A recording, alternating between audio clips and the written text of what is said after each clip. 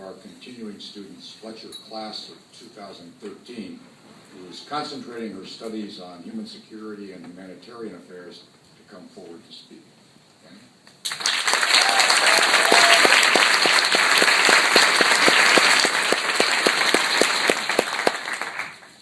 Greetings, Dean Bosworth, Dr. Packard, faculty, alumni, and my fellow students.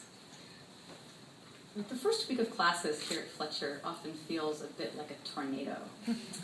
I can see the familiar look of anxious excitement in the eyes of all the first-year students. But let me reassure you that after the dust settles, and we all figure out the correct combination of courses, the tornado will settle into a constant windstorm that will remain for the rest of the semester. You can ask anyone who has been here. The energy of this school has an amazing life force that is non-stop. Let me be clear, I adore this school and this community. What makes Fletcher so special emanates from the people who are part of it. Our community is passionate, curious, optimistic, and forward-thinking. I am constantly inspired and amazed by the people that surround me. It is not merely the fact that we're collaborating with brilliant people from 50 countries with diverse experiences. What makes Fletcher special is the love that emanates within it.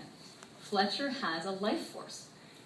In this community, we support each other as we explore our passions, develop new interests, and launch ourselves in new directions. I have such tremendous gratitude to this school for the layers of learning that I experience here every single day. I also have 3 small ideas to share with all of you today. These ideas are interconnected, but I'd like to start by talking about the importance of balance. Those of you who know me well are aware I am not a grandmaster of balance. I get overwhelmed, stressed out, swamped, and sometimes succumb to short flare-ups of perfectionism and the ensuing frustration. This is a high-functioning and high-caliber community full of people with amazing ideas and energy. Everyone is juggling 16 plates, and this is a beautiful thing.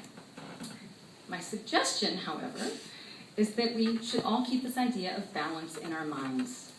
Yes, we should dive headlong into our coursework, but we must also remember to come up for air.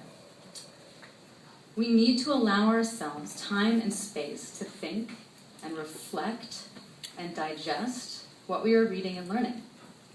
We must give ourselves permission to have a spontaneous and lengthy conversation in Muger Cafe simply because we just met a new friend in the hallway.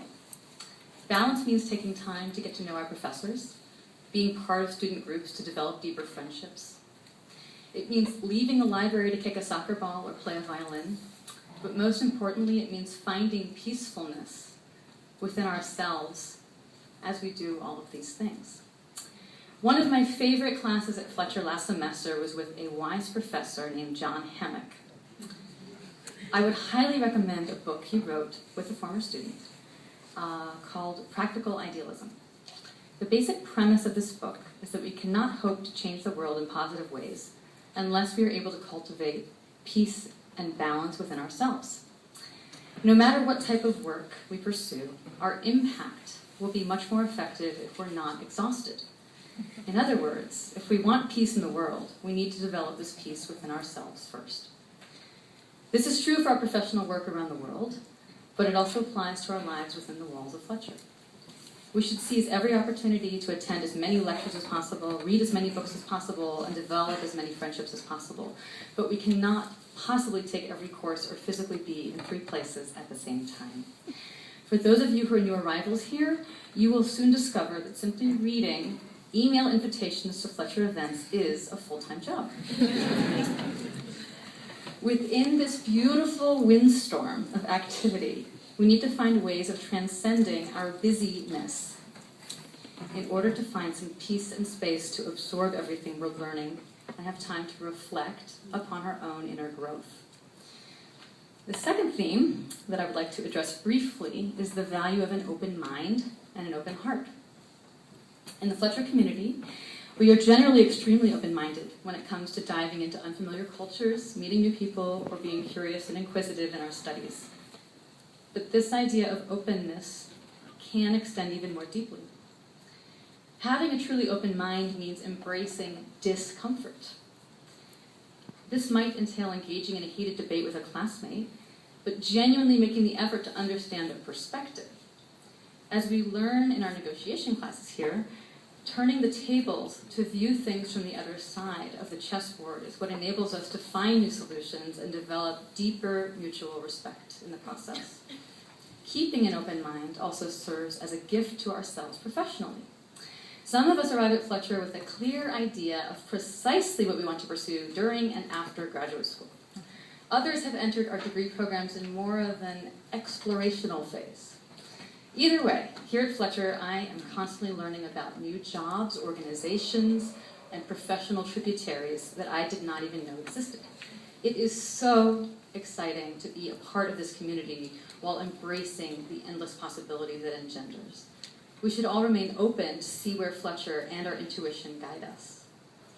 The third and final point I would like to underscore is the value of our community. I've already mentioned some unique characteristics of this loving and supportive place. All of the returning students and alumni in the room already have experienced the numerous ways that this Fletcher love emanates outward. One example from my own life occurred this past spring semester. Some Fletcher musician friends of mine and I enjoyed playing chamber music together, so we decided to put together a recital with about 10 other students. Due to a tight spring calendar, the concert fell on the first day of final exams. We had no idea what to expect. Would we be performing for an empty room? But as the Fletcher community arrived and gradually started to fill up Goddard Chapel, the hundreds of programs that we printed ran out. The room was filled with more supportive love than is possible to quantify. I don't think that any of us were expecting that degree of enthusiasm, but there it was with all of its genuine warmth. It was an awesome Fletcher moment. What I appreciate most about this community is our spirit of genuine generosity. In its best moments, the social list exists as a sort of utopian flowing stream. If you need help, you ask for it, and help is offered.